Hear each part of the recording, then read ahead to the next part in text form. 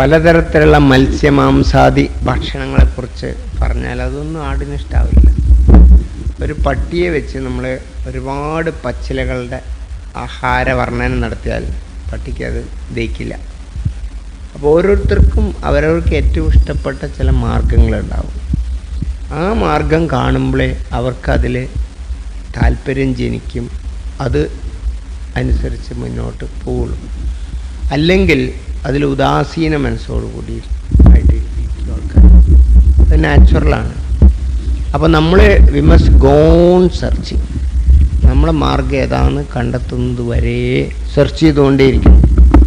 നമ്മുടെ മാർഗം ഏതാണെന്ന് കണ്ടെത്തുന്നത് വരെ ഏതൊക്കെ മാർഗങ്ങളാണോ നമുക്ക് കിട്ടിയുള്ളത് അതിൽ കൂടി പോയി നോക്കും. പക്ഷേ ഫലപ്രദമാവില്ല, അനുഭൂതികളൊന്നും വരുന്നില്ല, അനുഭവം വരുന്നില്ല, നമുക്ക് തന്നെ ബോധ്യമാവും. അപ്പോൾ കുറേ കഴിയുമ്പോൾ നമുക്ക് മനസ്സിലാവും ഇത് എൻ്റെ മാർഗ്ഗമല്ല എന്ന്. ഏതാണോ നമ്മളെ മാർഗം അത് എത്തിക്കഴിഞ്ഞാൽ പെട്ടെന്ന് കാണാൻ അനുഭവം വരുന്നു. അതിനനുസരിച്ച് നമുക്ക് വളരെ താല്പര്യം, അതിൽ കൂടുതൽ ആഴത്തിൽ പോകാനുള്ള അത് സംബന്ധിച്ച ഗ്രന്ഥങ്ങളും അത് സംബന്ധിച്ച ആളുകളെയൊക്കെ അന്വേഷിക്കും, കണ്ടുപിടിക്കും, അങ്ങനെ മുന്നോട്ട് പോകും.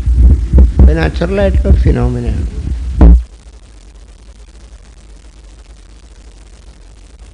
അതുകൊണ്ടാണ് ഗുരുകുലത്തിൽ പോയി കുട്ടികൾ താമസിക്കാറുണ്ട്. ഗുരുകുലത്തിൽ പോയി താമസിച്ചാൽ 12 കൊല്ലം കൊണ്ട് ഗുരുവിന് മനസ്സിലാവും ഇവൻ്റെ മാർഗം ഏതാണെന്ന്. എന്നിട്ട് അതിനനുസരിച്ചാണ് ഉപദേശം കൊടുക്കാറ്. ഇപ്പം നമ്മൾ അങ്ങനെ നമ്മളെ ഗുരുക്കന്മാർക്ക് എക്സ്പോസ് ചെയ്യാൻ ശിഷ്യന്മാർക്ക് സമയമില്ല. അങ്ങനെ എക്സ്പോസ് ചെയ്താൽ തന്നെ അത് തിരിച്ച് മനസ്സിലാക്കി ഉപദേശിക്കാൻ പറ്റുന്ന ഗുരുകുലങ്ങളും വളരെ വിരളാണ്.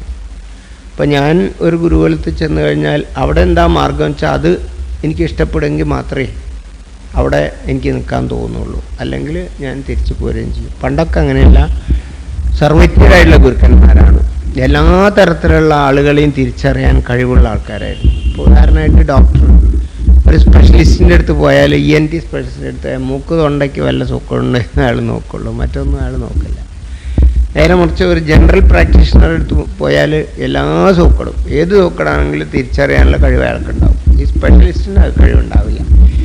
സൂപ്പർ സ്പെഷ്യാലിറ്റി പോയാൽ തീരെ ഉണ്ടാവില്ല. ആ കാര്യത്തിൽ കുറേ അധികം വൈദഗ്ധ്യമുണ്ട്, പക്ഷേ മറ്റു കാര്യങ്ങളൊന്നും തീരെ അറിയില്ല. അതുപോലെ സ്പെഷ്യലൈസ്ഡ് ഗുരുക്കന്മാരെ അല്ലാതെ സർവജ്ഞരായിട്ടുള്ള ഗുരുക്കന്മാരുണ്ടായിരുന്നു പണ്ട് കാലത്ത്, അവിടെ ഇവിടെയൊക്കെ. അങ്ങനെ ഇന്നങ്ങനെ ഉണ്ടാവാം, പക്ഷെ അവരൊന്നും പുറത്തേക്ക് പ്രകടമാവുന്നില്ല. കാരണം അന്തരീക്ഷം അവർക്ക് അനുകൂലമല്ലാത്തതുകൊണ്ട്. കാരണം ഇപ്പോൾ അന്തരീക്ഷത്തിൽ കലികാലം ബാധിച്ചു എന്നൊക്കെ പറഞ്ഞ മാതിരി തന്നെയാണ് സംഗതിയൊക്കെ. അനീതി, അക്രമം, മറ്റും മറിച്ചൊക്കെ കൂടുതലാവുകയും പിന്നെ ഈ വാല്യൂസിന് വലിയ വില ഇല്ല എന്ന് പൊതുവേ ഒരു ധാരണയാണ്. അതുകൊണ്ട് ഗുരുക്കന്മാർ ഇവിടെ നിന്നാൽ അവരെ മനസ്സിലാക്കാനോ ഉപയോഗിക്കാനോ ആളുകളില്ലാത്തതുകൊണ്ട് അവർ എവിടെയെങ്കിലും റിമോട്ടായിട്ടുള്ള വല്ല സ്ഥലത്തും പോയിരിക്കുന്നുണ്ടാവും. അപ്പോൾ വേണ്ടവർ അന്വേഷിച്ച് അവിടെ ചെന്ന് കണ്ടുപിടിച്ചോളും എന്നുള്ളതാണ്.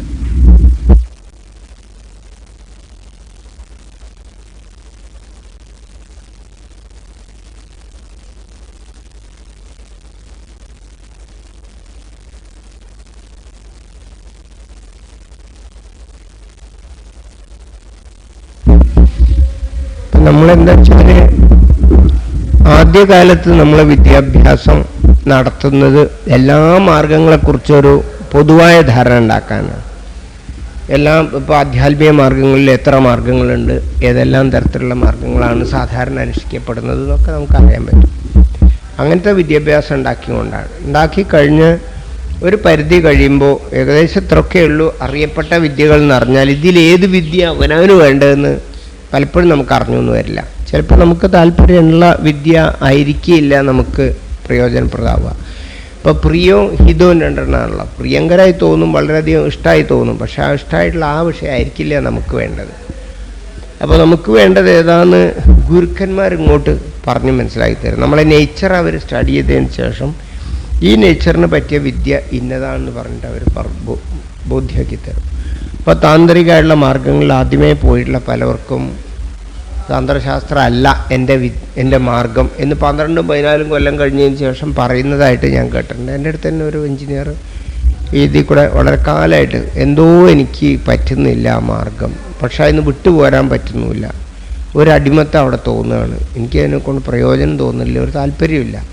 നേരെ കുറച്ച് വേദാന്ത ക്ലാസ്സുകളൊക്കെ കേൾക്കുന്ന സമയത്ത് വളരെ ഇൻസ്പയറിംഗ് ആയി തോന്നുകയും ചെയ്യുന്നു. പക്ഷേ ഈ വേദാന്തം സഹായിക്കില്ല, തന്ത്രം മാത്രമേ സഹായിക്കുള്ളൂ എന്ന് അവിടുന്നുള്ള പഠനം അതുകൊണ്ട് വിട്ടുപോരാൻ സമ്മതിക്കുന്നുമില്ല. അങ്ങനെ ഇടയിൽ കുടുങ്ങിയിട്ടുള്ളതായ കുറേ ആൾക്കാരെ കാണാം. അപ്പോൾ നമ്മൾ ജനറൽ സാമാന്യ വിജ്ഞാനം ഉണ്ടാക്കി കഴിഞ്ഞതിന് ശേഷം ഗുരുവിനെ കാണാമെന്നാണ്.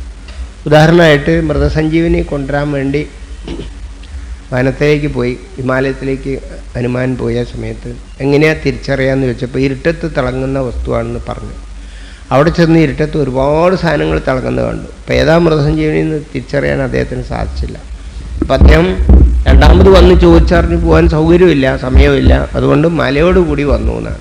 എന്ന് പറഞ്ഞാൽ നമുക്ക് വേണ്ട വിദ്യ ഏതാണെന്ന് അറിയാതിരിക്കുന്ന സമയത്ത് എല്ലാം വിദ്യകളാണ്. അപ്പോൾ ഏകദേശം വിദ്യകൾ ഒരു സാമാന്യ രൂപം ഉണ്ടാക്കിയിട്ട് എല്ലാം പഠിച്ചതിൻ്റെ ശേഷം ഗുരുവിൻ്റെ അടുത്ത് ചെല്ലുക എന്നർത്ഥമാണ്. ഈ മലയെടുത്തിട്ട് ഗുരുവിൻ്റെ അടുത്ത് ചെല്ലുക എന്ന് പറഞ്ഞു. അതായത് വിദ്യ ഒരുപാട് വിദ്യ പഠിച്ചതിന് ശേഷം ഗുരുവിൻ്റെ അടുത്ത് ചെയ്തു. ഇത്രയും വിദ്യ ഞാൻ പഠിച്ചിട്ടുണ്ട്. അപ്പോൾ ഗുരു അതിൽ തൊട്ട് കാണിച്ചു കൊടുക്കും, ഇതാണ് തനിക്ക് വേണ്ട വിദ്യ.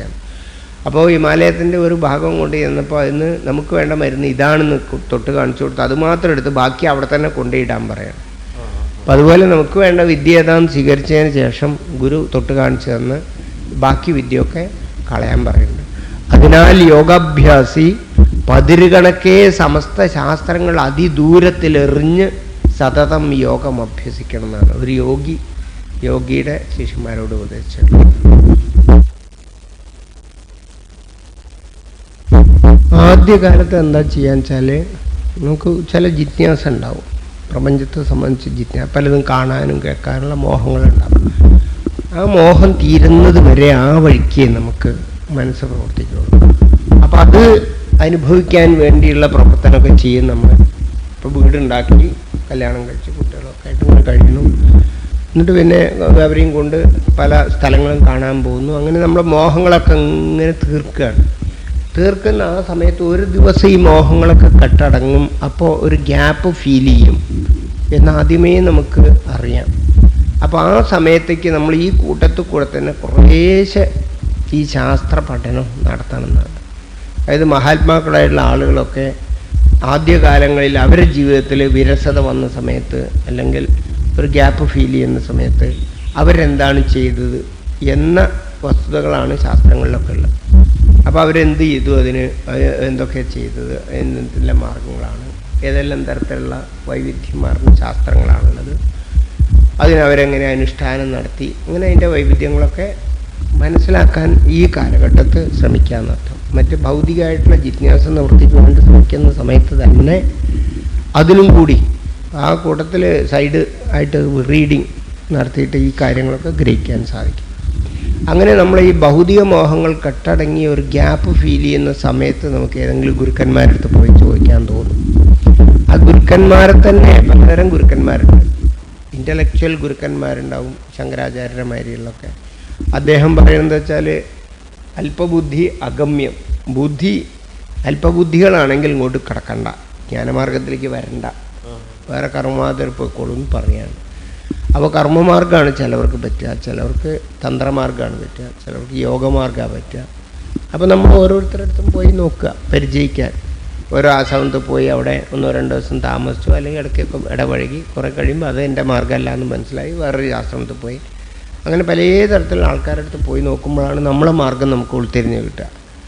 ഉൾത്തിരിഞ്ഞ് കിട്ടിക്കഴിഞ്ഞാൽ ആ ആശ്രമമായിട്ട് ബന്ധപ്പെട്ടിരിക്കാനും നമുക്ക് ചിലപ്പോൾ തോന്നിയെന്ന് വരില്ല. കാരണം അവിടുത്തെ ചെട്ടി ഒതുക്കങ്ങളൊന്നും നമുക്ക് ഇഷ്ടമായിന്ന് വരില്ല. അപ്പോൾ നമ്മൾ മാർഗ്ഗം ഏതാണെന്ന് തിരിച്ചറിയാൻ വേണ്ടി മാത്രം ഇത്തരം പല പ്രസ്ഥാനങ്ങളെ ആശ്രയിച്ച് മാർഗം തിരിച്ചറിഞ്ഞു കഴിഞ്ഞാൽ മെല്ലെ കഴിച്ചിലായി അവനവൻ്റെ ജീവിത രീതി അവനവനെ അനുവർത്തിക്കുകയും ചെയ്യുക, ഒഴിവുള്ള സമയം മുഴുവൻ അത് ചെയ്തുകൊണ്ടിരിക്കുകയും ചെയ്യുക. എന്നിട്ട് അതിൽ സംശയ നിവൃത്തിക്ക് വേണ്ടി അത്തരം ആളുകളെ ചെന്ന് കാണുക, ഇടയ്ക്ക് വിസിറ്റ് ചെയ്യുക, പോരുക. അല്ലാതെ സർവ്വം ഉപേക്ഷിച്ച് അവരെ അവിടെ ചെന്നിട്ട് അങ്ങ് പണയപ്പെടുത്തിയോണ്ട് കാര്യമില്ല. കാരണം അവിടുത്തെ എല്ലാം നമുക്ക് യോജിക്കാൻ പറ്റിയെന്ന് വരില്ല. അപ്പോൾ ബാലകൃഷ്ണൻ നായരുടെ അടുത്ത് 10 മിനിറ്റ് ഇരുന്നാൽ നമ്മൾ ബ്രഹ്മസ്വരൂപമായ മാതിരി തോന്നും. പക്ഷെ അവിടെ കൂടുതലിരിക്കാൻ നമുക്ക് കഴിയുന്നില്ല. അദ്ദേഹമാണെങ്കിൽ 24 മണിക്കൂറും അങ്ങനെ തന്നെ ഇരിക്കണം. നമ്മളതിന് മാത്രം ആയിട്ടില്ല. അപ്പോൾ നമ്മളെ കർമ്മങ്ങളൊക്കെ ഉണ്ടല്ലോ. അപ്പോൾ അവിടെ ചെന്ന് സംശയം തീർക്കുക, പോരുക. അങ്ങനെ സംശയ നിവൃത്തിക്ക് വേണ്ടി ഗുരുക്കന്മാരുടെ അടുത്ത് പോവാം. ബാക്കി കുറച്ച് സമയം നമുക്ക് കഴിയാവുന്നത്ര എന്തെങ്കിലും ഒരു അനുഷ്ഠാനം ചെയ്തുകൊണ്ടിരിക്കുക. അനുഷ്ഠാനം എന്ന് പറഞ്ഞാൽ ഒരു ചടങ്ങല്ല, ഇമ്മീഡിയറ്റ് ആയിട്ട് അനുഭവം കിട്ടിക്കൊണ്ടേയിരിക്കണം. എന്നിട്ട് എന്നിട്ട് അതിൽ പോകണം. അനുഭവം ഇതിൽ കൂടി അനുഭവം വരികയെന്ന് വെച്ചാൽ അതിനെയാണ് നമ്മൾ ഉപാസിക്കേണ്ടതെന്നാണ്. അല്ലാതെ നമ്മൾ വെറുതെ മൊണോട്ടണസ് ആയിട്ട് എന്തെങ്കിലും ഇങ്ങനെ ചടങ്ങ് ചെയ്തിട്ട് കാര്യമില്ല. എത്രയോ ആൾക്കാരുണ്ട് ലളിതാ സഹസ്രനാമം, വിഷ്ണു സഹസ്രനാമം, ഇതൊക്കെ യാന്ത്രികമായിട്ട് ഇങ്ങനെ ജീവിക്കും, എന്നും ഇങ്ങനെ ചെയ്തുകൊണ്ടിരിക്കും. പക്ഷേ യാതൊരു ഗുണമില്ലാന്ന് അവർ തന്നെ പറയാം. എന്താ മനസ്സിന് ഒരു സമാധാനമില്ല, ആകെ ഒരു വിഷമം. പിന്നെ രാവിലെ ഇതൊക്കെ കഴിയുമ്പോൾ ഒരു സുഖമുണ്ട്. കഴിയുമ്പോൾ ഒരു സുഖമുണ്ടെന്ന് പറഞ്ഞാൽ അതിന് കിട്ടിയതാണ്. കുട്ടികൾ പരീക്ഷ കഴിഞ്ഞാൽ ഒരു സുഖമുണ്ടെന്ന് പറഞ്ഞാൽ ആ പരീക്ഷ നിന്ന് കിട്ടിയതാണ്. അതുപോലെ നമ്മളിപ്പോൾ കുറേ അടിച്ച് പിന്നെ തുണിയൊക്കെ അലക്കാനുണ്ട്, അടിച്ച് വാരി വൃത്തിയാക്കാനൊക്കെ ഉണ്ടെന്ന് പറഞ്ഞാൽ ആ പണിയൊക്കെ കഴിഞ്ഞാൽ നമുക്കൊരു സുഖമാണ്. ആ സുഖം അതിന്ന് കിട്ടിയതല്ല, അത് കഴിഞ്ഞല്ലോ എന്നുള്ളതുകൊണ്ടാണ്. അപ്പം അതുപോലെ ഈ പിന്നെ ഉപാസനകളൊക്കെ 3 മണിക്കൂർ 4 മണിക്കൂറൊക്കെ ഉപാസന കഴിയുമ്പോൾ മനസ്സിനുള്ളൊരു സമാധാനം ഈ പണ്ടാരം കഴിഞ്ഞ് കിട്ടിയല്ലോ എന്നുള്ള അർത്ഥത്തിലായിരിക്കാം ചിലപ്പോൾ ഉള്ളിൻ്റെ ഉള്ളിൽ തോന്നുന്നത്. അല്ല ഇന്ന് കിട്ടിയതായിക്കൊള്ളുന്നില്ല. മറ്റേതല്ല, നമ്മൾ രസിച്ച് ഇതിങ്ങനെ അനുഭവിക്കുന്ന സമയത്ത് അതിങ്ങനെ അനുഭവിക്കുമ്പോൾ അപ്പം തന്നെ നമുക്ക് അനുഭവം കിട്ടും. അപ്പോൾ ഈ അനുഭൂതി നമ്മളെ മേലോട്ട് ഇങ്ങനെ നയിച്ച് കൊണ്ടുപോവുകയും ചെയ്യും.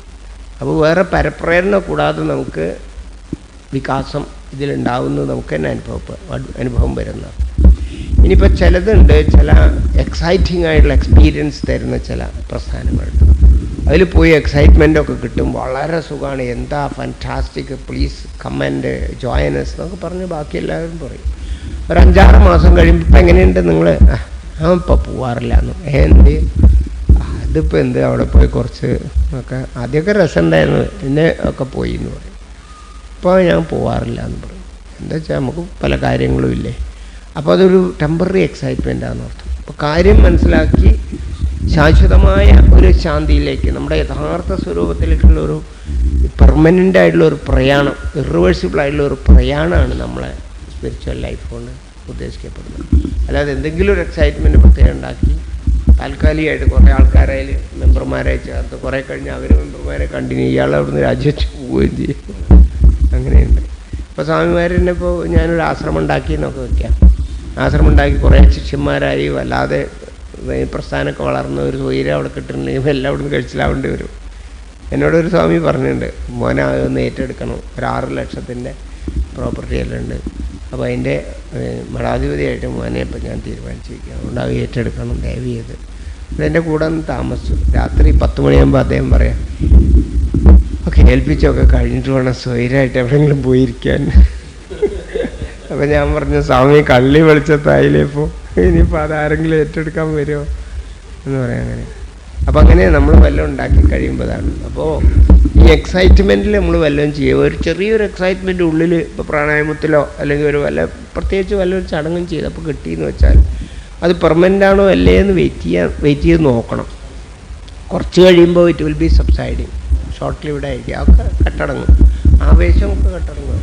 ജിജ്ഞാസ നിവൃത്തി, ജിഹാസ നിവൃത്തി, പ്രേപ്സ നിവൃത്തി, ചികീർഷ നിവൃത്തി എന്നൊക്കെ പറയും. അതായത് ആദ്യം ഇതൊക്കെ കിട്ടിയാൽ വളരെയധികം ആനന്ദമായിരിക്കും തോന്നൽ, കുറേ കഴിയുമ്പോൾ അതിലൊന്നുമില്ല എന്ന് ബോധ്യമാവും. ഇനി ഇതൊക്കെ വിട്ടുപോയാലേ സുഖം കിട്ടുള്ളൂ എന്ന് തോന്നും. എല്ലാം വിട്ടു പോയി കഴിയുമ്പോൾ അതിലും ഇല്ല എന്ന് തോന്നും. വീട് വിട്ടൊക്കെ ഇറങ്ങി അവിടെ ഇവിടെയും പോയി കഴിയുമ്പോൾ ഒന്ന് കുളിക്കാൻ പോലും ഒരു സൗകര്യമായിട്ടൊന്ന് കിടന്നുറങ്ങാനും കുളിക്കാനും ആഹാരം നേരത്തിന് കിട്ടുക വെച്ചാൽ അത് തന്നെ മോക്ഷം തോന്നാൻ തുടങ്ങും, എല്ലാം വിട്ടുപോയാൽ. അപ്പോൾ അതിനോട് മടുപ്പ് വരികയാണ്, അതിൽ വൃത്തി വന്നു. അതിൻ്റെ ശേഷം അതൊക്കെ അധ്വാനിച്ച് നല്ല കർമ്മം ചെയ്ത് സമ്പാദിക്കേണ്ടതാണെന്ന് തോന്നും, വളരെ സാധന ചെയ്ത് സമ്പാദിക്കേണ്ടതാണെന്ന് തോന്നും. എന്നിട്ട് കുറേ കാലം കഠിനമായ സാധന ചെയ്ത് നോക്കും, എവിടെ അതുകൊണ്ട് കാര്യമില്ലാതെ വരും. പിന്നെ ഒരു വിശ്വാസമാണ് സൽക്കർമ്മത്തിൻ്റെ ഫലമായി കിട്ടുന്നതായിരിക്കാം. അങ്ങനെ കുറേ കാത്തിരുന്നു, അതും ഇതിന് ബാധകമല്ല എന്ന് കാണും. അതാണ് ജിജ്ഞാസ നിവൃത്തി, പിന്നെ ജിഹാസ നിവൃത്തി, പ്രേപ്സ നിവൃത്തി, ചികീർഷ നിവൃത്തി എന്നൊക്കെ പറഞ്ഞു. ഇതൊക്കെ നിവൃത്തിക്കണം, ഇന്നൊക്കെ വിട്ട് ഇതൊന്നും അല്ല നിവൃത്തിയാവണം. പിന്നെ എന്തായി സ്പിരിച്വാലിറ്റി എന്ന് പറഞ്ഞാൽ, സ്പിരിച്വാലിറ്റി ശരീരത്തിലോ മനസ്സിലോ ബുദ്ധിയിലോ ചെയ്യുന്ന കസർത്തുകളൊന്നും അല്ല എന്നാണ്. ഇപ്പോൾ ഉറക്കം എന്ന് പറഞ്ഞാൽ നിദ്ര എന്ന് പറഞ്ഞാൽ ശാരീരികവും മാനസിക ബുദ്ധിപരമായിട്ടുള്ള യാതൊന്നും ചെയ്യലല്ല, ഒന്നും ചെയ്യാതിരിക്കലാണ്. അതുകൊണ്ടാണ് കൺഫ്യൂഷ്യസ് പറഞ്ഞത് കൺഫ്യൂഷ്യാനിസത്തിൽ, it is when you hunt for it that it is missed for you. നിങ്ങളതിനു വേണ്ടി അന്വേഷിക്കുമ്പോഴാണ് അത് നിങ്ങൾക്ക് നഷ്ടമാവുന്നത്. അപ്പോൾ നാച്ചുറലായിട്ട് ഇപ്പം തന്നെ ശരീരത്തിൽ നമ്മൾ എന്താ അനുഭവിക്കുമ്പോഴും ആരാണ് അനുഭവിക്കുന്നത്? കാണുന്ന ആൾ ഞാനാണ്. മാനസിക പീഡന ഉണ്ടാവുന്ന സമയത്ത് അത് അറിയുന്നത് ഞാനാണ്. ബുദ്ധിയിലെ ജ്ഞാനജ്ഞാനങ്ങളെ ളിൽ ഭ്രമിക്കുന്ന ബുദ്ധിനെ നോക്കിക്കാണുന്ന ഞാനാണ്. അപ്പോൾ ഈ മനസ്സ് ദുഃഖിക്കുന്ന സമയത്ത് ഞാൻ ദുഃഖിക്കുന്നില്ല, ഞാൻ ദുഃഖിക്കുന്ന മനസ്സിനെ നോക്കിക്കാണുന്നേ ഉള്ളൂ നിർവികാരനായിട്ട്. ബുദ്ധി വിഷമിക്കുന്ന സമയത്ത് ആ ബുദ്ധി വിഷമിക്കുന്നതിനെ നോക്കിക്കണ്ടുകൊണ്ടിരിക്കുന്ന ആളാണ് ഞാൻ. മനസ്സ് സൂഹിക്കുകയും ദുഃഖിക്കുകയും ചെയ്യുന്നതിനെ നോക്കിക്കണ്ടുകൊണ്ടിരിക്കും. ശാരീരിക തലത്തിൽ കുറേ വിഷമങ്ങളൊക്കെ ഉണ്ടെങ്കിൽ അതിനൊക്കെ നോക്കിക്കണ്ടു. ഇപ്പം തന്നെ ഞാനത് വ്യക്തമാണ്. ഞാൻ ഇതൊന്നും ബാധിക്കാതെ നിത്യമുക്തനായിട്ടിരിക്കുന്നൊരു നിത്യസത്തയാണ് എന്ന് ഇപ്പം തന്നെ നമുക്ക് അറിയാം നോക്കിക്കഴിഞ്ഞാൽ. അപ്പോൾ അത് നോക്കിക്കഴിഞ്ഞാൽ യാതൊരു പ്രയാസമില്ല. പക്ഷേ ഇത് being is lost in becoming എന്നാണ്. ഒരു യോഗ്യ ആവണം എനിക്ക് എന്ന് പറഞ്ഞ് ഞാൻ യോഗം തുടങ്ങുന്ന സമയത്ത് തന്നെ ഞാനൊരു യോഗ്യ അല്ലാതെ ആവുന്ന മാതിരിയാണ്. അതായത് ഞാൻ ഓൾറെഡി അതാണ്. പക്ഷേ ഈ ശരീര മനോബുദ്ധ്യാദികളാണ് ഞാൻ എന്നുള്ള തെറ്റിദ്ധാരണ കൊണ്ടാണ് അവിടെ കുറവ് അനുഭവപ്പെടുന്നത്. അപ്പോൾ അതൊന്ന് പൂർണ്ണമാക്കാനുള്ള ശ്രമമാണ് ഇപ്പം യോഗാഭ്യാസം മറ്റും ധാരണാ സമാധി എന്നൊക്കെ പറയുന്നത്. അപ്പോൾ വാസ്തവത്തിൽ ഇതൊക്കെ നടക്കുന്ന സമയത്തും കണ്ടുകൊണ്ടിരിക്കുന്ന ഞാൻ സ്വതന്ത്രനാണ്. ഞാൻ ഇപ്പം നാളെ ഒരു മഹായോഗീശ്വരനെ അഷ്ടാക്ഷര സിദ്ധി ഉണ്ടാക്കി ആകാശത്തോടൊക്കെ പറന്നാലും ആ പറക്കുന്ന എന്നെ നോക്കിക്കൊണ്ടിരിക്കുന്ന ആ ഞാൻ വേറെ തന്നെ. അതിന്നും അന്നും ഒരേ തന്നെ. അപ്പം ഞാൻ ഈ ശരീരം പറക്കാറായാലോ അല്ലെങ്കിൽ പറക്കാതായി എന്ന് പറയാലോ രണ്ടിനെയും ഒരേമാതിരി നോക്കിക്കാണുന്ന ആളാണ്. യാതൊരു വ്യത്യാസമില്ല. ഒന്നും അറിവില്ലാത്ത കാലവും പിന്നെ PhD എടുത്ത കാലവും ഒക്കെ PhD എടുത്താലും എല്ലാം ഇവിടെ വ്യത്യാസമില്ല. ആ നോക്കിക്കാണുന്ന ആൾക്ക് യാതൊരു വ്യത്യാസമില്ല. Is the same. ഞാൻ ABCD പഠിക്കാത്ത കാലത്തും PhD എടുത്തതിൻ്റെ ശേഷവും ആ witnessing conscious is the same. അതിനിതൊന്നും ബാധിച്ചിട്ടില്ല. PhD അതിനെ പറ്റിയില്ല. അപ്പോൾ ദുഃഖേഷ് അനുദിക്കുന്നവന സുഖേഷു ഇതരാഗ ഭയക്രോധ സ്ഥിതധീർമനൊഴിച്ചത് സർവത്ര അഭിസ്നേഹ തത്തത് പ്രാപ്യ സുഭാഷോ അഭിനന്ദന അദ്വേഷ്ടി തസ്യ പ്രജ്ഞ പ്രതിഷ്ഠിത. 18 മന്ത്രങ്ങളുണ്ട് ഗീതയിൽ, ശ്ലോകങ്ങൾ ഈ സ്ഥിതപ്രജ്ഞ ലക്ഷ്യം പറയുന്നത്. അത് സ്വരൂപം നമ്മളിപ്പോൾ തന്നെ വാസ്തവത്തിൽ നമ്മൾ സ്വരൂപത്തിലാണ് ഇരിക്കുന്നത്. ഇപ്പം തന്നെ നിത്യമുക്തരായ നമ്മൾ അത് നമ്മൾ അറിയുന്നില്ല എന്ന് പറഞ്ഞാൽ ഒന്ന് ശ്രദ്ധിച്ചു കഴിഞ്ഞാൽ അറിയാവുന്ന വിധത്തിലാണ് താൻ. ഒരു വിധത്തിലും ഞാൻ ഈ ശരീരത്തിൻ്റെ മനസ്സിൻ്റെ ബുദ്ധിയുടെ ക്ലേശങ്ങളിൽ ഭാഗവാക്കല്ല, അതിന് സാക്ഷി മാത്രമാണെന്ന് അറിയാം. പക്ഷേ ബുദ്ധിയുള്ളവർക്കേ അത് സാധിക്കുള്ളൂ. അല്പബുദ്ധി അഗമ്യം. ശങ്കരാചാര്യർ പറഞ്ഞ് ബുദ്ധിയില്ലാത്തവർ അങ്ങോട്ട് കിടക്കണ്ട, അവർ പോയി ഈ കഷ്ടപ്പെട്ടുള്ള യോഗ കർമ്മോ എന്താ മാർഗം വെച്ചാൽ. കാരണം ഈ കർമ്മമാർഗമൊക്കെ ചെയ്താൽ കുറേ കാലം കർമ്മമാർഗമൊക്കെ അനുഷ്ഠിക്കുന്ന സമയത്ത് കർമ്മത്തിൻ്റെ ആ ഉൾക്കുത്തങ്ങ് ഒഴിവാകുന്ന സമയത്ത്, അതായത് കാർമേഘങ്ങളൊക്കെ കുറയാൻ പെയ്തു തീർന്നാൽ സൂര്യൻ കാണാവുന്ന വിധത്തിൽ ആവും. മേഘാവായ അംശുമാനിവ എന്നാണ്. മേഘങ്ങളൊക്കെ പെയ്തു തീർന്നാൽ അംശുമാനെ സൂര്യനെ കാണാവും. അതുപോലെ നമ്മൾ കർമ്മവാസന കുറേ ഒടുങ്ങിക്കഴിയുമ്പോൾ നേർത്ത് വന്ന ഉള്ളിൽ അകപ്രകാശം നമുക്ക് തന്നെ അനുഭവപ്പെട്ടു എന്ന് വരാം. പക്ഷെ അതിൻ്റെ ആ ആധിക്യത്തിൽ ഇത് അറിയാതെ പോവാണ്. അപ്പോൾ അതുകൊണ്ട് അറിയാൻ കർമ്മമാർഗം കൊള്ളാം. ഇങ്ങനെ കർമ്മമാർഗം കൊണ്ട് ചിത്തശുദ്ധി ഉണ്ടാകും, ചിത്തശുദ്ധി കൊണ്ട് സ്വരൂപജ്ഞാനം ഉണ്ടാകും എന്നൊക്കെ പറഞ്ഞിട്ട് അങ്ങനെ ഇൻഡയറക്റ്റ് ആയിട്ടുള്ളൊരു മെത്തഡോളജിയാണ് സാധാരണക്കാർക്ക് പറ്റുകയെന്ന് ശങ്കരാചാര്യർ തന്നെ പറയുന്നത്.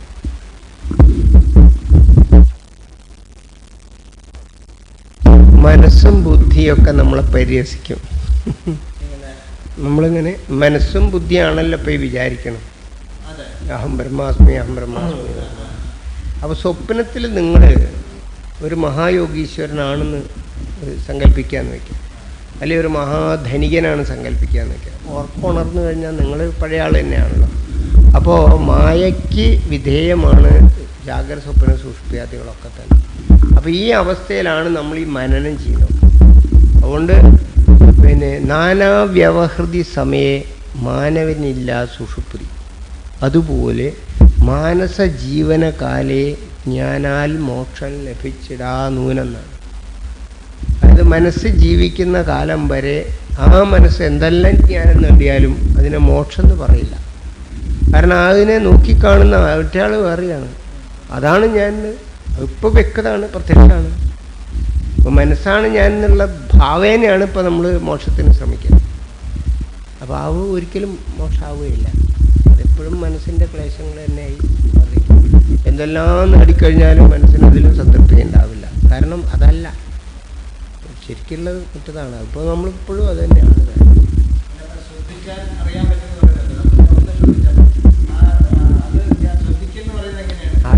ശ്രദ്ധിക്കുക എന്ന് പറഞ്ഞാൽ പിന്നെ ശങ്കരാചാര്യർ വേഗചൂടാമണി പറയും, കണ്ണുകൊണ്ട് നോക്കിയാൽ കാണില്ല, മൂക്കുകൊണ്ട് ഘ്രാണിച്ചാൽ അറിയാൻ പറ്റില്ല സ്വരൂപത്തെ, നാക്കുകൊണ്ട് രുചിക്കാൻ പറ്റില്ല, സ്പർശിക്കാൻ പറ്റില്ല, മനസ്സുകൊണ്ട് ചിന്തിച്ചാൽ കിട്ടില്ല, ബുദ്ധി കൊണ്ട് ഊഹിച്ചാൽ കിട്ടില്ല. അതിനെങ്ങനെയാ അറിയാം? ഇതുകൊണ്ട് കിട്ടില്ലെങ്കിൽ പിന്നെ ഇതുകൊണ്ട് അന്വേഷണം നിർത്തുക. നിർത്തി കഴിയുമ്പോൾ ദിറ്റ് ഈസ് ദെയർ.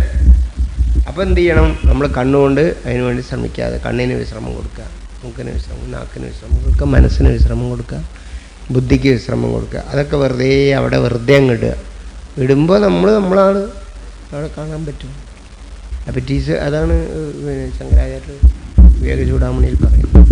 അപ്പോൾ അത് എഫർട്ട് നിർത്തുക. ഇപ്പം എന്താണ് ആത്മീയ? ഇപ്പോൾ ആത്മീയമാണല്ലേ? അതെ, ആത്മീയമാണ്. എന്തൊക്കെയാണ് ചെയ്യാറില്ല, ഒന്നും ചെയ്യാതിരിക്കില്ല. ഇങ്ങനെ മോക്ഷത്തിന് വല്ലതൊക്കെ ചെയ്യണ്ടേ? അല്ലെങ്കിൽ ചെയ്യുമ്പോഴാണ് മോക്ഷം, ഇല്ലാതെ അവിടെ മതിയായി. അങ്ങനെ നമുക്കിപ്പോൾ പ്രശ്നം ആത്മാവിനറിയാത്ത പ്രശ്നമല്ല. നമ്മളെ മോക്ഷം എന്ന് പറഞ്ഞാൽ ശരീരത്തിൽ പല പ്രശ്നങ്ങളുണ്ട്. ആ പ്രശ്നങ്ങൾ തീർന്നു കിട്ടില്ല. മാനസിക പ്രശ്നങ്ങളുണ്ട് നമുക്ക്. അതിന് പരിഹാരം വേണം. തീർന്നു കിട്ടല്ല, പരിഹാരം. അപ്പോൾ വിശക്കും, ഒരു മണിയാകുമ്പോഴേക്ക് വിശക്കും. അതിനൊരു പരിഹാരം ഇവിടെ ഉണ്ടാവണം. ഇന്നിപ്പോൾ മോള് പറയണം, ഇന്നിവിടെ ഉച്ചയ്ക്കൊന്നുമില്ല കേട്ടോ, അതുകൊണ്ടൊന്ന് അത് പറഞ്ഞപ്പോൾ തന്നെ കൊണ്ടുപോയിടാൻ തുടങ്ങും. അപ്പോൾ വിശപ്പിന് ഒരു പരിഹാരം വേണം. അല്ല, നമ്മളിപ്പോൾ ഏതായാലും ആത്മാവിനെ കുറിച്ച് സംസാരിക്കുകയാണ്. ആത്മാവിന് വിശപ്പുണ്ടാവില്ലല്ലോ, അതുകൊണ്ട് പിന്നെ ആഹാരം ഉണ്ടാക്കിയിട്ടില്ല എന്ന് പറഞ്ഞാൽ നമ്മൾ ഞാൻ ഇപ്പോൾ വരാം, ഞങ്ങളൊന്ന് പോയിട്ട് വരാം, ആത്മാവിനെ ചർച്ചയൊക്കെ നമുക്ക് പിന്നെ ആവാം, ഞങ്ങളൊന്ന് പോയിട്ട് വല്ല കഴിച്ചിട്ട് വരാമെന്ന് പറയും. അപ്പോൾ നമ്മൾ പ്രശ്നം ആത്മാവ് നിത്യമുക്താണ്, ആനന്ദസ്വരൂപിയാണെന്നുള്ളതല്ല. ഉച്ചയ്ക്ക് ആഹാരത്തിന് വല്ല വകയുണ്ടോ? സ്ഥിരമായിട്ട് താമസിക്കാനൊരു സ്ഥലമുണ്ടോ? ഒരു വരുമാനം ഉണ്ടോ? പിന്നെ സമൂഹത്തിലൊരു സുരക്ഷിതത്വം ഉണ്ടോ? ഇതൊക്കെ ആയിക്കഴിഞ്ഞാൽ പിന്നെ പ്രൈമറി റിക്വയർമെൻറ്റ്സൊക്കെ ആയിക്കഴിഞ്ഞാൽ ഒരു നിലയും വിലയൊക്കെ വേണമല്ലോ. ഇന്ന് ഞാനെന്താ ഇപ്പോൾ വേണ്ടത്? ഇങ്ങനെ അങ്ങ് പോകും. ഭൗതികത്തിലാണ് ഇപ്പോൾ നമുക്ക് മോക്ഷം വേണ്ടത്. ഭൗതികത്തിൽ മോക്ഷമാണ്. ജീവിതത്തിലെ സുഖസൗകര്യങ്ങൾ, ദുഃഖമില്ലാതെ സുഖം വർദ്ധിപ്പിക്കാൻ എന്തൊരു മാർഗം എന്നാണ് ഇപ്പോൾ നമ്മൾ ആലോചിക്കുന്നത്. പക്ഷേ ലോകത്തിൻ്റെ ഘടന നോക്കിക്കഴിഞ്ഞാൽ സമാധാനം ഉണ്ടാക്കാൻ നിങ്ങൾ എത്ര കണ്ട് ശ്രമം നടത്തുന്നു, എത്ര സമാധാനം ഉണ്ടാക്കും, അത്ര അസമാധാനം ഒപ്പം ഉണ്ടാക്കപ്പെടുന്നുണ്ട്. നിങ്ങൾ എത്ര നീതി സ്ഥാപിക്കാൻ ശ്രമിക്കുന്നു, അത്ര അനീതി വളരും. അനീതി എത്ര ഇല്ലാതാക്കാൻ നോക്കുന്നു, അത്ര നീതി ഇല്ലാതെയാവും. എത്ര നീതി ഉണ്ടാക്കാൻ ശ്രമിക്കുന്നു, അത്ര അനീതി ഉണ്ടാവും, ഒപ്പുണ്ടാവും. ഒരിക്കലും നീതിയെ മാത്രം ഉണ്ടാക്കാൻ പറ്റില്ല. നന്മയെ ഉണർത്തിയിട്ട് തിന്മയെ ഇല്ലാതാക്കണം എന്ന് വെച്ചാൽ എത്ര നന്മയെ ഉണർത്തുന്നു അത്ര കണ്ട് തിന്മയെ ഉണർന്നുണ്ടായിരിക്കും. നന്മയില്ലാതാക്കുമ്പോൾ തിന്മ അതേമാതിരി ഇല്ലാതാക്കും.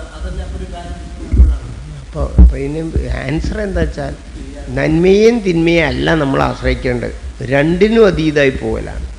നമ്മളിപ്പോൾ ചെയ്യുന്നത് നന്മയെ വളർത്തി തിന്മയില്ലാതാക്കണം. പക്ഷേ എത്രയോ അധികം തിന്മ ഉണ്ടാകും. ചില മതപണ്ഡിതന്മാർ, പിന്നെ പ്രവാചകന്മാർ ലോകത്ത് സമാധാനത്തിന് വേണ്ടി എന്ന് പറഞ്ഞൊരു മതം ഉണ്ടാക്കി.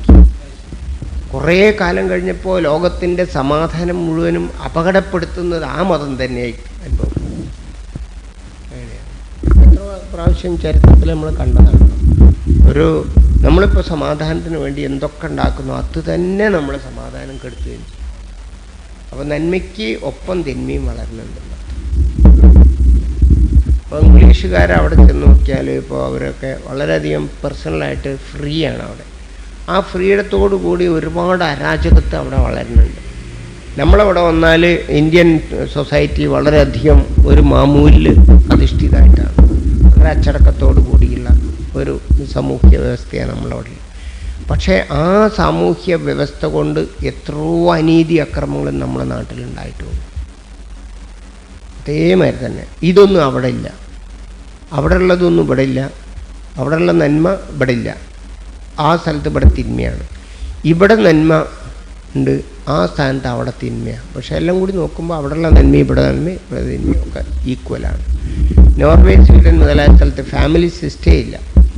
അവിടുത്തെ ഫാമിലീൻ്റെ മെറിറ്റ്സ് നോക്കുമ്പോൾ നമ്മളെ ഫാമിലിയിലെ മെറിറ്റ്സ് നോക്കുമ്പോൾ ഒക്കെ ഈക്വലാണ്. നമ്മൾ യാതൊരു വ്യത്യാസമില്ല. അവിടെ ജീറിയാട്രിക് വില്ലേജാണ്. ഇവിടെ അത് ഗീറിയാട്രിക് വില്ലേജില്ല, ഇവിടെ നമ്മളെ ഫാമിലി തന്നെ അച്ഛനെയും വലിയച്ഛനെയൊക്കെ നോക്കുമ്പോൾ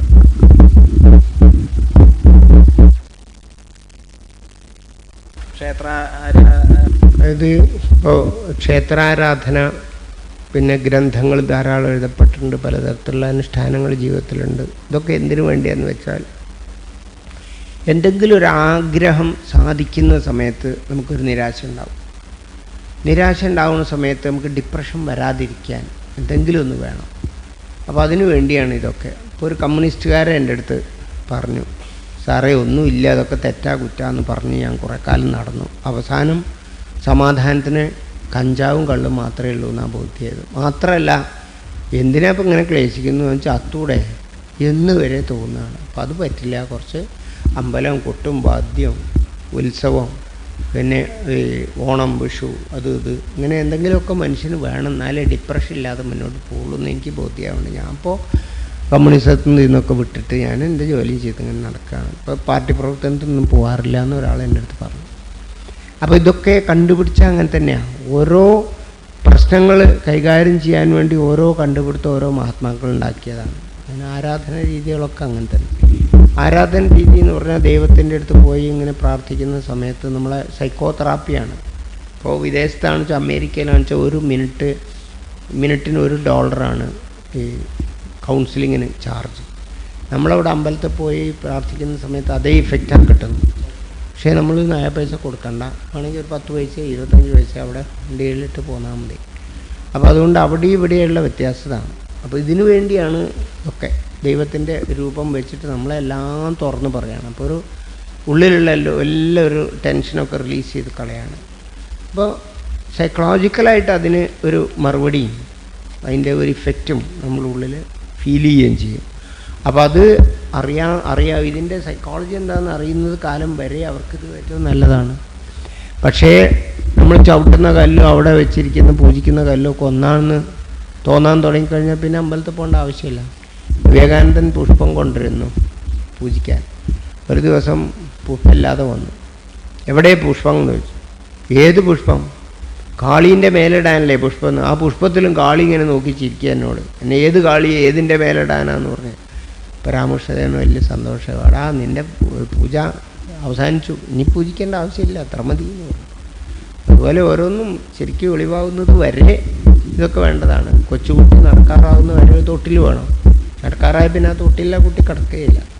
കളിക്കോപ്പ് വേണം. അതൊന്നും വളർന്നു കഴിഞ്ഞാൽ പിന്നെ കളിക്കോപ്പിലും അവനെ പിടിച്ചു നിർത്താൻ കഴിയില്ല.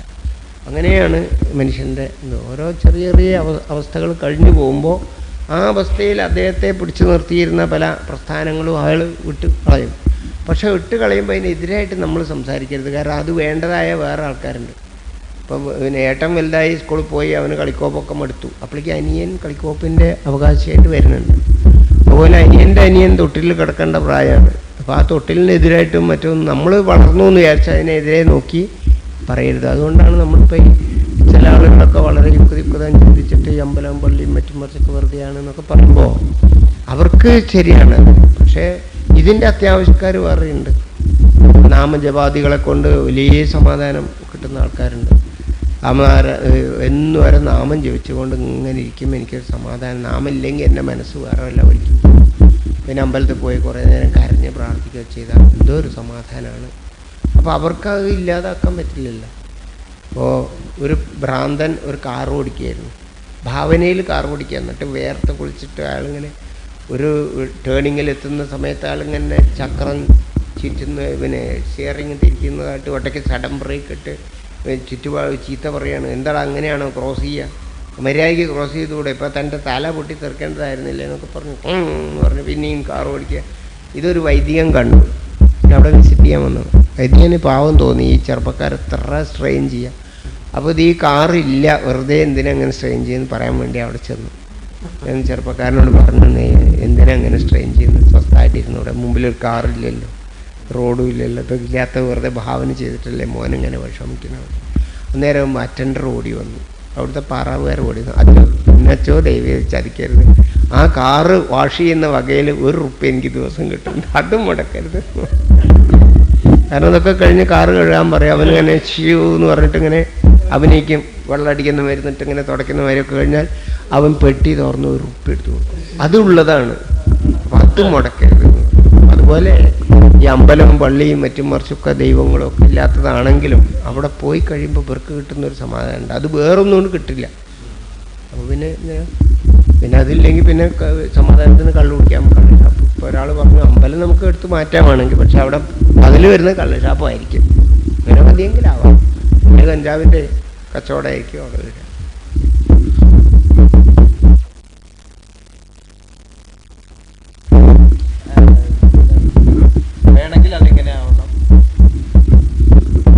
നമ്മൾ കടന്നു പോകുന്ന മാർഗം ശരിയാണോ അല്ലേ എന്ന് ഇടയ്ക്ക് ഒന്ന് ഇവാലുവേറ്റ് ചെയ്യേണ്ടത് വളരെ അത്യാവശ്യമാണ്.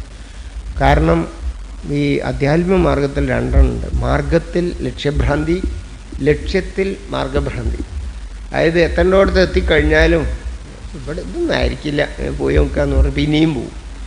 അപ്പം അതും, അല്ലെങ്കിൽ പോകുന്ന വഴിക്ക് എന്തെങ്കിലും കണ്ടിട്ട് ഇത് തന്നെയാണ് ഞാൻ വിചാരിച്ച സ്ഥലമായിരിക്കും എന്ന് പറഞ്ഞാൽ അവിടെ വിശ്രമിക്കുക. അപ്പോൾ ഈ രണ്ടും അപകടമാണ്. അപ്പോൾ അതുകൊണ്ട് പോകുന്ന വഴി ശരിയാണോ അതോ തെറ്റാണോ എന്ന് നമ്മൾ സ്വയം ഇവാലുവേറ്റ് ചെയ്യണം. പലപ്പോഴും ഇവാലുവേറ്റ് ചെയ്യാൻ എന്താണ് മാധ്യമം, എന്തിൻ്റെ ബേസിലാണ് ഇവാലുവേറ്റ് ചെയ്യുക എന്നുള്ളതാണ്. അത് വളരെ ബുദ്ധിമുട്ടുള്ളൊരു കാര്യമാണ്. ഒന്നാമതായിട്ട് നമുക്ക് സമാധാനം തോന്നുന്നു, സന്തോഷം തോന്നുന്നു എന്ന് വിചാരിച്ചിട്ട് അത് ശരിയായിട്ടുള്ള മാർഗ്ഗമായിക്കൊള്ളുന്നില്ല. ഇപ്പം ഞാനെന്നും ഒരു ഹാഫ് ആൻ ഔൺസ് ഫോറിൻ ലൈക്കർ വൈകുന്നേര സമയത്ത് കഴിക്കും. ഹാഫ് ആൻ അവർ ഈ ഫോറിൻ ലിക്കർ കഴിക്കുന്നു വയ്ക്കുക. അപ്പോൾ കഴിച്ചു കഴിഞ്ഞാൽ നല്ല സുഖമാണ്. അപ്പം എൻ്റെ മാർഗം ശരിയാണ് എന്നെനിക്ക് തോന്നുന്നു. കാരണം നല്ല അപ്പറ്റൈറ്റ് ഉണ്ട്, ഉറക്കം വരുന്നുണ്ട്. അതുകൊണ്ട് എൻ്റെ മാർഗം ശരിയാണ് എന്ന് തോന്നും. പക്ഷേ വാസ്തവത്തിൽ അത് ശരിയല്ല എന്ന് നമുക്ക് ബോധ്യം വരുന്നത് കുറേ കഴിഞ്ഞിട്ടാണ്. അതുകൊണ്ട് നമുക്ക് തോന്നുന്നത് വെച്ചിട്ട് നമുക്ക് ശരിയോ തെറ്റോ എന്ന് പറയാൻ പറ്റില്ല. അതുകൊണ്ട് ആചാര്യൻ എന്ന് പറഞ്ഞാൽ ഇങ്ങനെ ഈ രീതിയിൽ ആചരിച്ച് പോകുന്ന ആൾക്കാരെ ഇടയ്ക്കിടയ്ക്ക് കണ്ട് കൺസൾട്ട് ചെയ്യണമെന്നാണ്. ഇപ്പം നമ്മൾ ഒരു മരുന്ന് കഴിക്കുന്നു, നമുക്ക് മരുന്ന് എഴുതുന്ന ഡോക്ടറെ അടുത്ത് ചെന്നു, അങ്ങനെയുണ്ട്, നല്ല സുഖമുണ്ട് ഡോക്ടർ, നീ നിർത്തട്ടെ, നിർത്താറായിട്ടില്ല, 7 ദിവസം കഴിക്കണം. 3 ദിവസം കഴിഞ്ഞപ്പോഴേക്കും രോഗം മാറി, ഇനി എന്തിനാ കഴിക്കണം? അതായിട്ടില്ല. അത് വന്നു. നമ്മൾ അയാളങ്ങനെ പറയും, മരുന്ന് കമ്പനിക്കാരായിട്ട് എന്തോ കരാറുണ്ടാവുന്നതുകൊണ്ടാണ്. ഞാൻ നിർത്തുക, എനിക്കിനി ആവില്ല എന്ന് പറഞ്ഞ് മരുന്ന് നിർത്തി. പിറ്റേ ദിവസം രാവിലെ നമ്മൾക്ക് വീണ്ടും പനിക്കും. കാരണം എന്താ വെച്ചാൽ ഈ ബാക്ടീരിയനെ ആദ്യം ഈ മരുന്ന് സപ്രസ് ചെയ്ത് വെക്കുകയുള്ളൂ. സപ്രസ് ചെയ്ത ആ ബാക്ടീരിയ കംപ്ലീറ്റ് ചാവണമെങ്കിൽ 7 ദിവസം മരുന്ന് തുടരണം. ഈ 3 ദിവസം കഴിഞ്ഞ് മരുന്ന് നിർത്തിക്കഴിഞ്ഞ് സപ്രസ്സായിട്ടുള്ള ബാക്ടീരിയ മരുന്ന് പിന്നെ വരുന്നില്ലെങ്കിൽ ഇവന്മാർ രണ്ടാമത് വിറുലൻ്റ് ആവും. എന്നിട്ട് പൂർവാധികം ശക്തിയോടുകൂടി പനി ഉണ്ടാക്കും.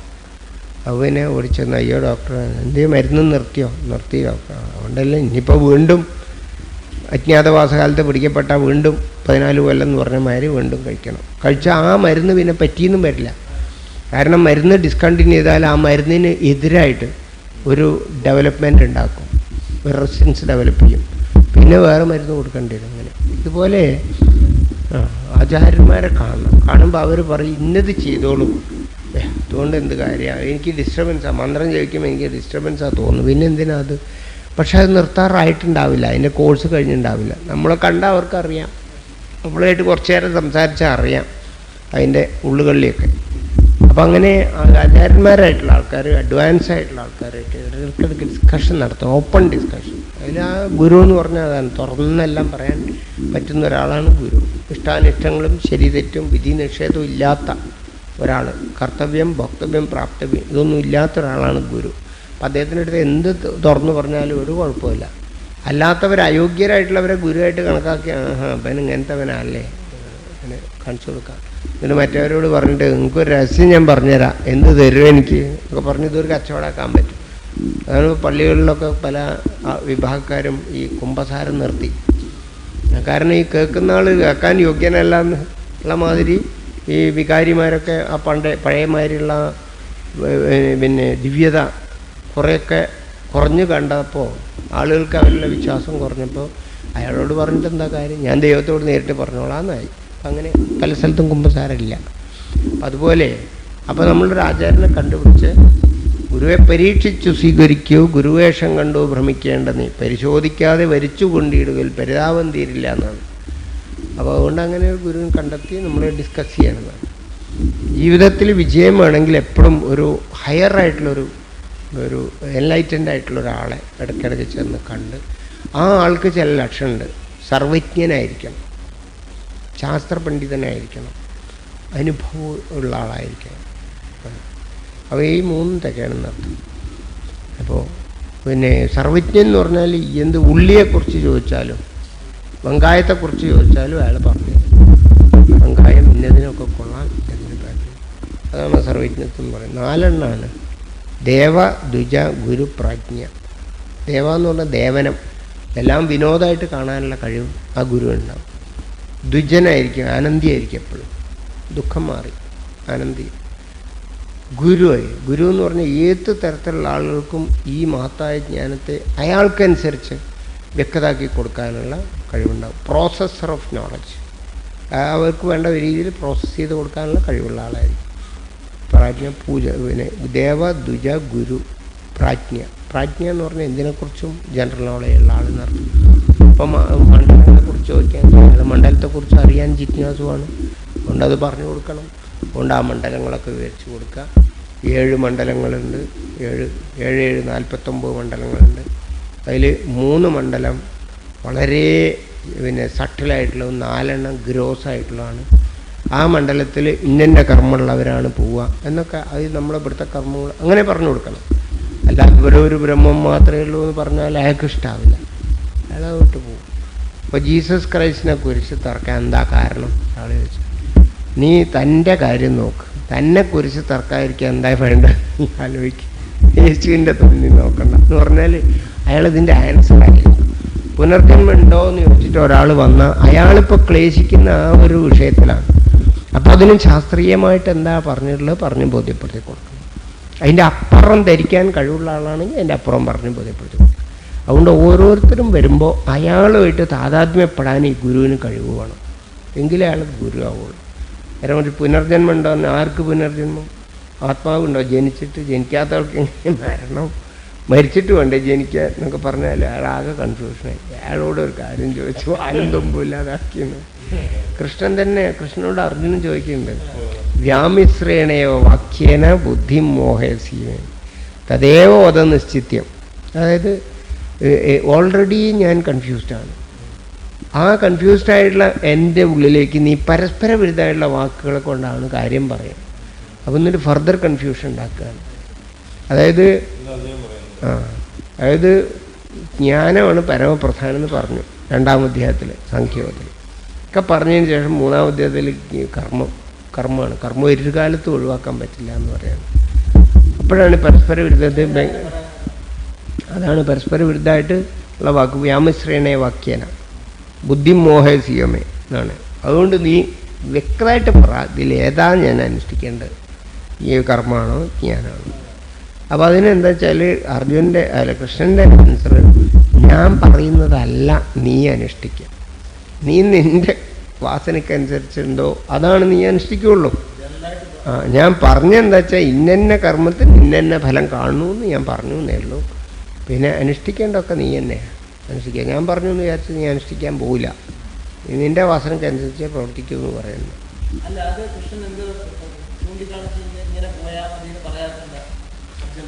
കാരണം അർജുനൻ്റെ അത് എന്താ വെച്ചാൽ എത്ര പറഞ്ഞാലും കർമ്മവാസനക്കനുസരിച്ചേ പോവുള്ളൂ. അത് ആദ്യം തീരുമാനിച്ചിട്ടുണ്ടാവും. അപ്പം അച്ഛനും അമ്മയും പിന്നെ മകനോട് പറയണ പോലെ, എടാ അവിടെ ഒരു കുട്ടിയുണ്ട്, എന്ന് പോയി കാണും, ഞാൻ പോയി നോക്കിയിട്ടുണ്ട്, തിരക്കില്ലാന്നാണ് തോന്നുന്നത്. അപ്പം മകൻ പോകുമ്പോൾ മകനറിയാം, വെറുതെ പോവുക, അച്ഛൻ പറഞ്ഞ് കേൾക്കാതിരിക്കേണ്ട വെച്ചിട്ട് മകനാദ്യമേ കണ്ടുപിടിച്ചിട്ടുണ്ട് ഒരാളെ. എന്നിട്ട് അവിടെ പോയി കുറേ കഴിഞ്ഞ് അവസാനമാണ് അതിനൊന്നും പറ്റുന്നില്ല, ഇനി എന്താണ് ചെയ്യുക, ഇനി ഇതിലാണ് പോയി നോക്കിയാലോ, അച്ഛൻ ഇവിടെ വല്ലവരുണ്ടോയെന്ന് നോക്കട്ടെ, ഞാൻ പോയി നോക്കട്ടെ ഇനി എന്ന്. അച്ഛൻ ബുദ്ധിമുട്ടണ്ട, എന്നാൽ നീ പോയിട്ട് കണ്ടാലും മതി, നമ്മൾ അവിടെ ഒരു കുട്ടിയുണ്ട്, അച്ഛനൊന്ന് പോയി നോക്കുമെന്ന് പറയാതെ. അച്ഛൻ പോയി നോക്കുമ്പോൾ അവിടെ ഒന്നും ഒക്കുന്നില്ല, ശരിയല്ല. അപ്പോഴാണ് എന്താ ഒക്കായി, അല്ല അവർ തറവാട് ശരിയല്ല, എന്താ തറവാടിന് മാഹാത്മ്യക്കുറവ്, അല്ലെങ്കിൽ നമ്മളൊക്കെ എന്ത് തറവാട്ടിലാണ് പണ്ട് തോന്നിയിട്ടുള്ളത്, നമ്മളിങ്ങനെ ട്രേസ് ചെയ്താൽ എവിടെയാണ് നമുക്ക് തറവാട് അങ്ങനെയൊക്കെ പറയും. അപ്പോഴാണ് അച്ഛന് മനസ്സിലാവും അപ്പം ആദ്യമേ തീരുമാനം എടുത്തിട്ടാ പിന്നെ എന്തിനാ എന്നെ ഇങ്ങനെ വിഷമിപ്പിച്ചു, വേറെയാണ് വിചാരമെങ്കിലും നേരമായത് ചൊല്ലുവാൻ വെറുതെ ഞാൻ എരിയും വെയിലത്ത് കയ്യിലും കുത്തി നടക്കുന്നു പറഞ്ഞ പാട്ടുണ്ടല്ലോ അതുപോലെ. അപ്പം നമ്മൾ അർജുനൻ ഇന്നതാ ചെയ്യാന്ന് ഭഗവാന് നന്നായി അറിയാം, അർജുനൻ്റെ ഉള്ളിലുള്ള വാസനയെ അറിയാം. അപ്പം അതിൻ്റെ ടൈം ആവുന്ന വരെ അർജുനനെ എങ്ങനെ ട്രീറ്റ് ചെയ്യുക അത്രയേ ഉള്ളൂ ചെയ്തുള്ളൂ ഭഗവാൻ. അതിൻ്റെ സമയം വന്നു, മഹാഭാരത യുദ്ധം ഉണ്ടായി. നാടിയിൽ ഇന്ന കർമ്മങ്ങൾ ഇന്ന സമയത്ത് സംഭവിക്കുന്നു എഴുതി വെച്ചിട്ടുണ്ട്. ഇത്രാമത്തെ ദിവസം ഈ ഭീഷ്മ പിതാമഹൻ്റെ മേലെ നിറയെ അമ്പ് കൊള്ളും എന്ന് പറഞ്ഞു വെച്ചിട്ടുണ്ട്. ആ ഡേറ്റ് വരെ പറഞ്ഞു ഭീഷ്മർ. പിന്നെ ദ്രോണാചാര്യരെ കഴുത്ത് വെട്ടുന്ന ഇന്ന ദിവസമാണെന്ന് പറഞ്ഞു, കർണൻ്റെ തല പോകുന്ന ഇന്ന ദിവസമാണെന്ന് പറഞ്ഞു. ഇതൊക്കെ മുൻകൂട്ടി തീരുമാനിച്ചാണ്. അപ്പോൾ അർജുനൻ ഇതൊക്കെ ഭഗവാൻ അറിയാം, നാടിയെ അറിയാം ഭഗവാൻ. അപ്പോൾ അതുകൊണ്ട് അതിനനുസരിച്ച് അതുവരെ ഇങ്ങനെ ഉത്സാഹിപ്പിക്കുക. ഇനി ഉത്സാഹിപ്പിച്ചില്ലെങ്കിലും അർജുനൻ യുദ്ധം ചെയ്യാതിരിക്കില്ല.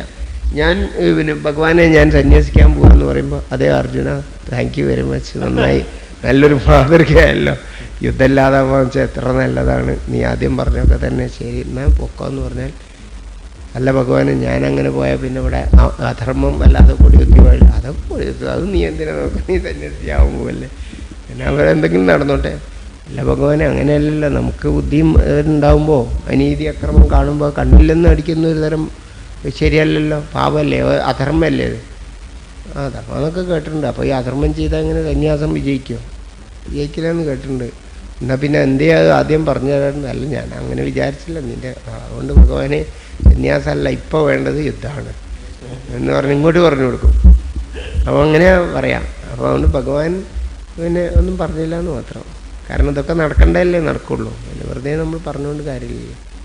എൻ്റെ മോൻ ജനിച്ചിട്ട് വേണം അതിനെ ഒരു വക്കീലാക്കുക, എന്നിട്ട് എൻ്റെ അമ്മാമന്മാരെ കൂട്ടത്തിൽ കുറച്ച് സ്വത്ത് അനധികൃതമായിട്ട് അവർ പിടിച്ചെടുത്തണം, അതൊക്കെ ഒന്ന് കേസ് കൊടുത്ത് ശരിയാക്കി അവരൊക്കെ ഒരു പാഠം പഠിപ്പിക്കണം. ജനിക്കാത്ത കുട്ടിയെക്കുറിച്ച് നമ്മൾ ഇതിലെന്താ ഉണ്ടാവുക, എന്താ സംഭവിക്കുക, അവനെന്താവും എന്നൊക്കെ നമുക്ക് തീരുമാനിക്കാൻ കഴിയില്ല. അത് കയ്യിൽ തന്നെ എഴുതി വെച്ചിട്ടുണ്ടാവും. നമ്മൾ വെറുതെ ഡ്രീം ചെയ്തൊരു കാര്യമില്ല. എതിര് പറയാതിരുന്ന ഭഗവാൻ ഓരോന്നും ഒരു കോമൺ ആയിട്ടുള്ള ഒരു ടീച്ചിങ് പ്രോഗ്രാം നടത്തിയെന്ന് മാത്രമേ ഉള്ളൂ. വാസനക്കനുസരിച്ച് അതാത് സമയത്ത് ഇന്ന സംഭവിക്കുക എന്നുള്ളത് മുമ്പേ തീരുമാനിക്കപ്പെട്ടതുമാണ്. വരൻ വന്നിട്ടില്ല കല്യാണത്തിന്, അതുവരെ നമ്മൾ വല്ല തമാശയൊക്കെ പറഞ്ഞ് വല്ലതും കാപ്പിയും പലഹാരമൊക്കെ കഴിച്ചുകൊണ്ടിരിക്കുന്ന മാതിരി ടൈമാവുന്നവരെ ഓരോരുത്തരുടെ ജീവിതത്തിലും ഇന്നൊരു കണക്കുണ്ട്. ഈ ജന്മം ഓൾറെഡി റെക്കോർഡ് ചെയ്താണ്, റെക്കോർഡ് ചെയ്തത് മാത്രമേ സംഭവിക്കുകയുള്ളൂ. പക്ഷേ നമ്മൾ ഈ അനുഷ്ഠാനം മറ്റും മറിച്ചൊക്കെ എന്താണെന്ന് വെച്ചാൽ ഇത് ഇപ്പോഴുള്ള നിലവിലുള്ള കർമ്മങ്ങൾ തീരുമ്പോൾ പുതിയ കർമ്മം വരാതിരിക്കാൻ പിന്നെ എന്താവണം ഞാൻ, അതിനു വേണ്ടിയുള്ള പ്രിപ്പറേഷൻ മാത്രമാണ് ഇപ്പോൾ വന്നത്. അതിനു വേണ്ടിയാണിത്. അപ്പോൾ നമ്മളിപ്പോൾ ഇത്രയധികം നല്ല കാര്യങ്ങളൊക്കെ ചെയ്തു പറഞ്ഞു, എന്നിട്ട് എന്താ ഇങ്ങനെ പല ദുരന്തങ്ങളും സംഭവിക്കും. ദുരന്തങ്ങൾ സംഭവിക്കുന്നതൊക്കെ ഓൾറെഡി തീരുമാനിക്കപ്പെട്ടതാണ്. 20 കൊല്ലത്തിന് ജയിലിട്ട് കഴിഞ്ഞാൽ 20 കൊല്ലം കഴിയട്ടെ, എന്നിട്ട് ഞാൻ അവൻ്റെ കുടൽ പുറത്തിട്ട് ഒരു 20 കൊല്ലം കൂടി ഞാൻ ഇവിടെ വന്ന് താമസിക്കും എന്ന് തീരുമാനിക്കുന്ന ആൾക്കാരുണ്ട്. നേരെ മറിച്ച് ഭഗവാനെ എന്തൊരു സ്വാതന്ത്ര്യത്തിൽ നടന്നാണ് ഒരു ചെറിയൊരു നിമിഷത്തിലെ അവിവേകം കൊണ്ട് ഞാനിങ്ങനെ ഈ ബന്ധനത്തിലായി, ഇനിമേൽ ഞാൻ ഒരു ഉറുമ്പിനെ പോലും ഉപദ്രവിക്കില്ല ഉറപ്പാണ് എന്നൊരു തീരുമാനം എടുത്താൽ രണ്ടാമതും കൊണ്ട് വരണ്ട, അല്ലെങ്കിൽ പിന്നെയും വരേണ്ടി വരും. അപ്പോൾ ആ രണ്ടാമത്തെ ഇത് ഒഴിവാക്കാൻ വേണ്ടിയാണ് ഇപ്പോൾ നമ്മൾ സദ്ഗുണങ്ങളെ വളർത്തുക, അല്ലെങ്കിൽ സത്തായിട്ടുള്ള മാർഗത്തിൽ സഞ്ചരിക്കുക, മഹാത്മാക്കളെ വിചാരധാരയായിട്ട് നമ്മൾ വിചാരധാരകളാക്കി കൊണ്ടുവരിക. അപ്പോൾ കുറേ കഴിയുമ്പോൾ ഈ നിലവിലുള്ള കർമ്മങ്ങൾ കഴിയുമ്പോൾ പിന്നത്തെ കർമ്മത്തിനനുസരിച്ചായിരിക്കും. അപ്പോൾ അതിനനുസരിച്ച് ഒരു ആദിവാഹിക ശരീരം പ്രകൃതി നമുക്ക് നൽകും. ചിലവരങ്ങേറ്റം വരെയൊക്കെ ബോധിച്ചു, പക്ഷേ ആത്മസാക്ഷാത്കാരമായിട്ടുണ്ടാവില്ല.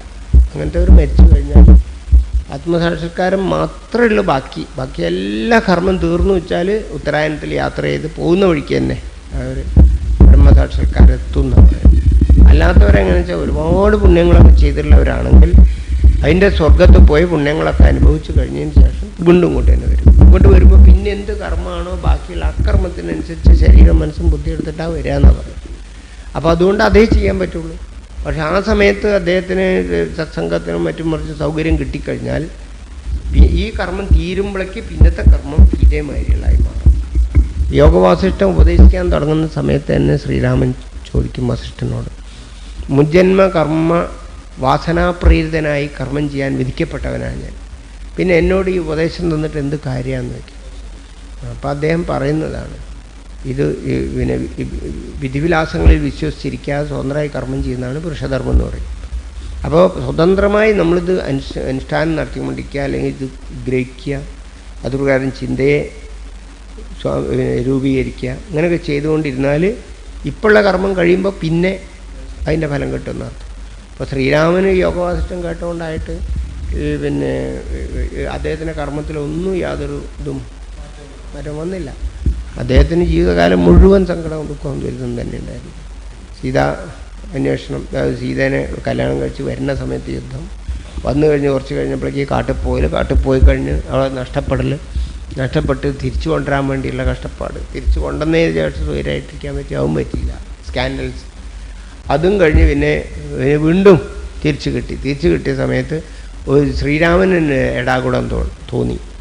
സീതയെ അന്ന് അഗ്നിപ്രവേശം ചെയ്ത് കാട്ടിലല്ലേ, അപ്പം നാട്ടുമാർക്ക് കാണാൻ വേണ്ടി ഒന്നും കൂടി അഗ്നിപ്രവേശം ചെയ്യണം. അപ്പോഴാണ് ഞാൻ ചരിത്രവതിയാണെങ്കിൽ ഞാൻ എൻ്റെ അമ്മയിൽ തിരിച്ചിലേക്കട്ടെ എന്ന് പറഞ്ഞിട്ട് സീത പോകുന്നതാണ്. അപ്പോൾ അങ്ങനെയാണ് അവസാനം ഉണ്ടായത് ശ്രീരാമൻ്റെ തന്നെ. അപ്പോൾ അങ്ങനെ പോയ സമയത്തും ശ്രീരാമൻ ആദ്യം സങ്കടം ഉണ്ടായി, പിന്നെ പെട്ടെന്ന് ദേഷ്യം വന്നു. പിന്നെ ഭൂമിദേവിയല്ലേ സീതേനെ എന്നിൽ നകറ്റി കളഞ്ഞതുകൊണ്ട് നിന്നെ ഞാൻ വെറുതെ വയ്ക്കില്ല എന്ന് പറഞ്ഞ് ബ്രഹ്മാസ്ത്രം വിടാൻ പോയി. അപ്പോഴേക്കാണ് ബ്രഹ്മാവ് വന്നിട്ട് കുറേ ഉപദേശം ചെയ്യുക, സ്വന്തം കാര്യം വരുമ്പോഴേക്കും ഇങ്ങനെയൊക്കെ ആവുക. ഇവിടെ എത്രയോ അധികം ആൾക്കാർ അവരവരുടെ കർമ്മം ചെയ്തു തീർക്കാൻ വേണ്ടി ഈ ഭൂമിയെ ആശ്രയിച്ച് വന്നിരിക്കുക. അതിൽ ഒരാൾ അയാളുടെ സ്വാർത്ഥതയ്ക്ക് വേണ്ടി മാത്രം അറ്റം പോകുമ്പോട്ടിട്ടൊക്കെ തകർക്കുക.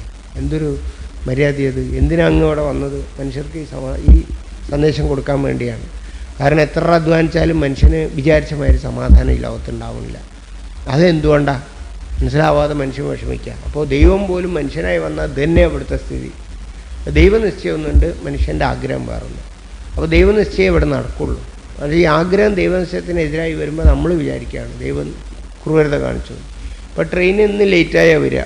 അപ്പോൾ ഒരാൾ സാധാരണ 8:30 വരേണ്ട ട്രെയിൻ 8:45, 9, 9:15, 10 വരിക. അവിടെ ചെന്നു 8:10 8 മണിക്ക് വരേണ്ട ട്രെയിൻ 8:10 അവിടെ കൃത്യം 8 മണിക്ക് പോയി. എന്നിട്ട് ഇയാൾ പറയാൻ എന്താ പറയുക, എന്താ ചെയ്യുക, ട്രെയിൻ ചതിച്ചു എന്ന് അങ്ങനെ പറയാറ്. അപ്പോൾ ട്രെയിൻ ചതിച്ചു എന്നാണ് പറയുക. അതുപോലെ ദൈവം എന്നെ ചതിച്ചു എന്നാണ് പറയുക. ദൈവം നിശ്ചയം അതാണ്. നമ്മൾ സ്വന്തം നിലയ്ക്ക് വേറൊരു ആഗ്രഹം ഉണ്ടാക്കി. പൊക്കത്തിരിക്കുന്ന കുട്ടിയെ അമ്മയോ ഇങ്ങനെ വിചാരിക്കുക, അതിലെങ്ങോട്ട് തിരിയണം. അവിടെയൊക്കെ നിറയെ ഈ പിന്നെ പഴങ്ങളും മറ്റൊക്കെ തൂക്കിയിട്ട സ്ഥലമുണ്ട്, അതിലങ്ങോട്ട് തിരിയണം. അവിടെ എത്തുമ്പോൾ കുട്ടി അമ്മയെ തിരിക്കാൻ നോക്കുമ്പോൾ 2 അടിയും കൊടുത്തിട്ട് അമ്മ ഇങ്ങോട്ടാണ് തിരിയണം. കാരണം പോകേണ്ടത് വേറെ സ്ഥലത്തേക്കാണ്. ഇവൻ ആഗ്രഹിച്ചു അതിലെ പോകണമെന്ന്. അപ്പോൾ അവൻ്റെ ആഗ്രഹം നടന്നില്ല. അപ്പോൾ അവൻ റിയാക്ട് ചെയ്യാൻ നോക്കുകയാണ്, അതിന് തിരിച്ചടി കിട്ടും. അപ്പോൾ അതാണ് പ്രകൃതിയിൽ നിന്ന് നമുക്ക് കിട്ടുന്ന തിരിച്ചടി. എവിടെ ദുഃഖം ദുരിതമുണ്ടോ ഒക്കെ ദൈവഹിതത്തിനെതിരായിട്ട് നമ്മൾ ആഗ്രഹിച്ചു എന്നർത്ഥമാണ്. കാരണം അത് നടക്കില്ല.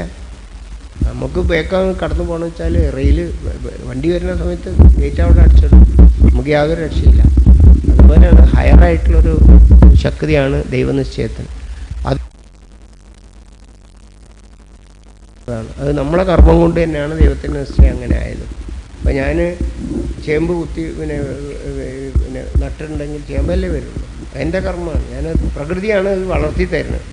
പക്ഷെ ഞാൻ കുഴിച്ചിട്ടു ഒരു ചേമ്പിനെ അവിടെ വളർത്തി തരാൻ പ്രകൃതിക്ക് കഴിയില്ല. ഞാനവിടെ കുഴിച്ചിട്ടുണ്ടത്. അതുപോലെ ഒരു പ്ലാവിൻ്റെ ഒരു ചക്കക്കുരു കുഴിച്ചിടണം, എന്നാലേ അതിനൊരു പ്ലാവാക്കി തരാൻ പ്രകൃതിക്ക് കഴിയും. അതുപോലെ നമ്മളെ കർമ്മമാണ്. പക്ഷെ ആ കർമ്മത്തിൻ്റെ പൂർണ്ണത വരുത്താനും അതിൻ്റെ കൊണ്ട് എന്താണ് ഉദ്ദേശിക്കപ്പെട്ട അതൊക്കെ സാധിച്ചു തരാനൊക്കെ പ്രകൃതിയാണ്. പക്ഷെ നമ്മളാണ് അതിൻ്റെ കാരണക്കാരൻ. അപ്പം നമ്മളിപ്പോൾ ഈ ഇരിക്കാനുള്ള കാരണം നമ്മൾ തന്നെയാണ്. നമ്മളെ കർമ്മമാണ്. ഒരു സ്റ്റാർ ഹോട്ടലിൽ ചെന്നാൽ എന്താ വേണ്ടതെന്ന് വെച്ചാൽ നമ്മൾ ഓർഡർ ചെയ്യുന്നതാണ് അവരുണ്ടാക്കി തരാം. ഉണ്ടാക്കി തന്നതിന് ശേഷം അയ്യോ ഇത് എനിക്ക് വേണ്ടെന്ന് പറഞ്ഞാൽ എങ്ങനെ ശരിയാവും? അപ്പോൾ അവർ കൈകാര്യം ചെയ്യും. അതാണ് ഈ തിരിച്ചടി എന്ന് പറയുന്നത്, പ്രകൃതിയിലെ തിരിച്ചടി. പ്രകൃതിക്ക് എതിരായിട്ട്, അതായത് ഈശ്വര നിശ്ചയത്തിനെതിരായിട്ട് നമ്മൾ സങ്കല്പിക്കുമ്പോൾ അല്ലെങ്കിൽ ആഗ്രഹിക്കുമ്പോൾ നടക്കുന്നത് ഈശ്വര നിശ്ചയമാണ്. അപ്പോൾ അതിനെതിരായിട്ട് നമ്മൾ പിന്നെ തിരിച്ചടിക്കുക, നമ്മൾ റിയാക്ട് ചെയ്യാൻ ശ്രമിക്കുമ്പോൾ നമുക്ക് തിരിച്ചടി വരും.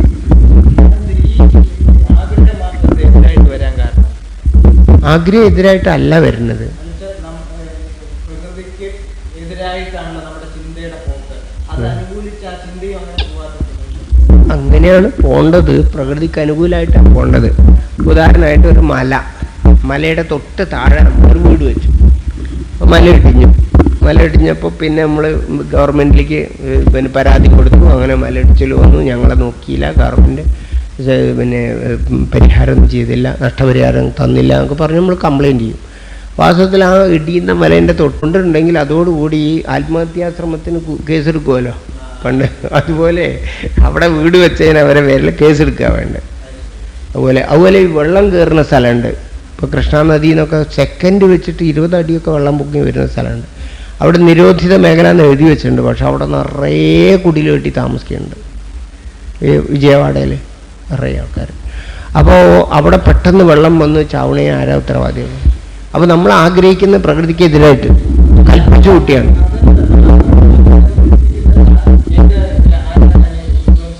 വിവേകില്ലായ്മ തന്നെയാണ്, വിവേകില്ലായ്മയാണ്. അതായത് ഈ കാര്യം ആദ്യം ആലോചിക്കണം. ഇപ്പൊ ഗവൺമെന്റ് ഒരു നിയമം എടുക്കുകയാണ്, വെള്ളപ്പൊക്കം വരുന്ന സ്ഥലത്ത്, കടലാക്രമണം ഉണ്ടാകുന്ന സ്ഥലത്ത് വീട് വയ്ക്കുകയൊക്കെ ചെയ്തിട്ടുണ്ടെങ്കിൽ അതിന് ശിക്ഷാ നടപടി എടുക്കുമെന്ന് പറയും. അതുപോലെ പിന്നെ ഈ ഒരു മലയുടെ അടുത്ത് വീട് വയ്ക്കുകയാണെങ്കിൽ അതിൻ്റെ മുമ്പ് ഈ പിന്നെ ഭൂമി കുലുക്കക്കാരുടെ സർട്ടിഫിക്കറ്റ് വേണം. അവിടെ കുഴപ്പമില്ല എന്നുള്ള സർട്ടിഫിക്കറ്റ് ഉണ്ടെങ്കിൽ അവിടെ വയ്ക്കാൻ പാടുള്ളൂ. അല്ലാത്തവരവിടെ വീട് വെച്ചാൽ പനിഷ്മെൻ്റാണ് എന്ന് ആദ്യമായിട്ട് ഡിക്ലെയർ ചെയ്യണം. അതാണ്. അപ്പം അങ്ങനത്തെ കാര്യങ്ങൾ അല്ലെങ്കിൽ നമ്മൾ സ്വയം ചിന്തിച്ച് അല്ലെങ്കിൽ തമ്മിൽ ചർച്ച ചെയ്ത് ഇങ്ങനത്തെ തീരുമാനം എടുക്കണം. അവിടെ വയ്ക്കാൻ പാടില്ല, ഇവിടെ. അപ്പോൾ ഒരു ചെറിയ കാറ്റടിച്ചാൽ ഉടനെ കടൽക്ഷോഭം എത്രയോ സ്ഥലത്ത് വരെ കൽപ്പിച്ച് കൂട്ടിക്കൂടിയിൽ വയ്ക്കും. എന്നിട്ട് അത് പോയി എന്നും പറഞ്ഞിട്ട് ഒരു 50,000 രൂപ ഗവൺമെൻറ്റിന് കിട്ടാൻ വേണ്ടി അതൊക്കെ നമ്മളെ കുറേയധികം കൽപ്പിച്ച് കൂട്ടിയ അവിവേകമാണ്. അതിന് കാരണം എന്ന് പറഞ്ഞാൽ ജന്മനാ പ്രകൃതി ഈ അവിവേകം കൊണ്ടാണ് പ്രകൃതി നിലനിൽക്കുള്ളൂ. ഇപ്പോൾ ഇത്രയും വലിയൊരു വീട് നിങ്ങൾ ഉണ്ടാക്കാൻ കാരണം അവിവേകമാണ്. അല്ലെങ്കിൽ നിങ്ങൾ അമ്മ അച്ഛൻ 4 പേരേ ഉള്ളൂ. 4 പേർക്ക് ഒരു ചെറിയൊരു ഷെഡ് പോലെ ഉണ്ടാക്കി 4 റൂം, അതിൻ്റെ ബാക്കിൽ അതിനുള്ള ബാത്റൂം മറ്റൊക്കെ ഉണ്ടാക്കി. പിന്നെ എത്ര വലിയൊരു വരാന്ത, എത്ര ആൾ വന്നാലും ഇവിടെ പായിട്ട് കൊടുക്കുക, അവർക്കായിട്ടുള്ളൊരു ബാത്റൂമും പണി കഴിഞ്ഞു.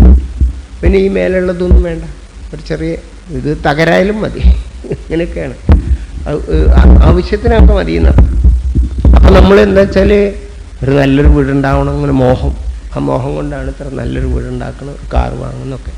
അപ്പം അജ്ഞാനികളുടെ അനുഗ്രഹം കൊണ്ട് ലോകം വൃദ്ധിയെ പ്രാപിക്കുന്നു എന്നാണ്.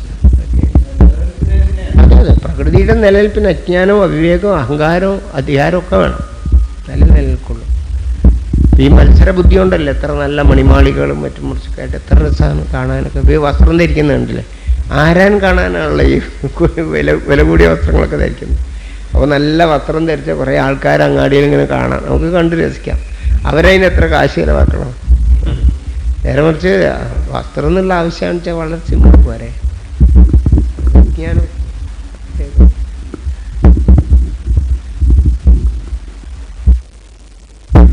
അവിരോധിതയ കർമ്മ ന അവിദ്യാം വിനിവർത്തിയേ വിദ്യാ അവിദ്യാം നിഹന്തിയേവ തേജസ്തിമര സംഘവത് എന്നാണ്.